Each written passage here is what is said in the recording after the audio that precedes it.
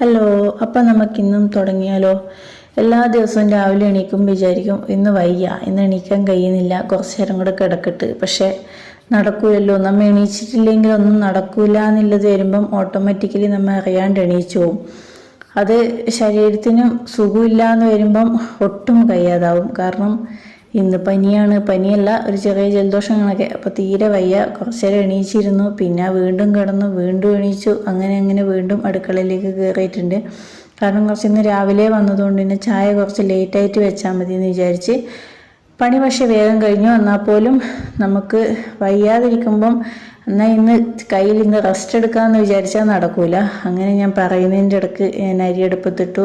വൻപയർ ഉണ്ടായിനി, അത് കഴുകി വേവിച്ചു. അതിന് പിന്നെ കപ്പക്ക ഇങ്ങോട്ട് പറയും, കപ്പളങ്ങ എന്തെല്ലോ പേരുണ്ടെന്ന് തോന്നുന്നു അതിന്. അത് കുറച്ച് പഴുത്തതാണെങ്കിൽ പച്ചടി വെക്കാൻ സൂപ്പറാണ്. പച്ചയാണെങ്കിൽ അത്ര ടേസ്റ്റില്ല. പഴുത്തതാണ് കുറച്ചും കൂടെ പച്ചടിക്ക് നല്ലത്. അങ്ങനെ അതാക്കി വൻപയർ കറിയുമാക്കി, ചോറ് ഊറ്റി, അതിനുശേഷം ഉള്ള പാത്രങ്ങൾ കുറേ ഉണ്ടായിനി, അതെല്ലാം കൂടെ വടിച്ചെടുത്തു. അതിൻ്റെ ഇടയ്ക്ക് ചായ വെച്ചു, ചായ കുടിച്ചു. അങ്ങനെ നമ്മൾ പണിയുടെ ഇടയ്ക്ക് ഓരോരോ നമ്മളെ കാര്യങ്ങളും കൂടെ നടന്ന് അങ്ങ് പോകുന്നുണ്ട്. അപ്പോൾ അങ്ങനെ പാത്രമെല്ലാം കഴുകി അവിടെയെല്ലാം വൃത്തിയാക്കി ക്ലീനാക്കിയിട്ടു.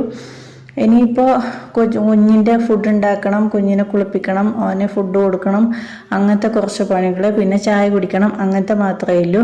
മോളെ ഒരുക്കി വിട്ടാൽ തന്നെ കുറച്ചധികം പണി കഴിഞ്ഞ പോലെയായി. അങ്ങനെ മോക്കുള്ള ഫുഡെല്ലാം ഉണ്ടാക്കി മോളെ ബാഗിലെല്ലാം വെച്ച് കൊടുത്ത് ഓക മുടിയെല്ലാം കെട്ടി കൊടുത്താൽ മതിയാകും, വേറെ ഒന്നും ചെയ്ത് കൊടുക്കണ്ട. പിന്നെ അങ്ങനെ മോള് ടാറ്റയെല്ലാം വന്നിട്ട് മോള് പോലായി. അപ്പോൾ ഇന്നത്തെ വിശേഷം ഇത്രയേ ഉള്ളൂ. Tata, bye bye, see you. നാളെ വീണ്ടും കാണാം. ഇഷ്ടപ്പെട്ട സപ്പോർട്ട് ചെയ്യണേ. Thank U.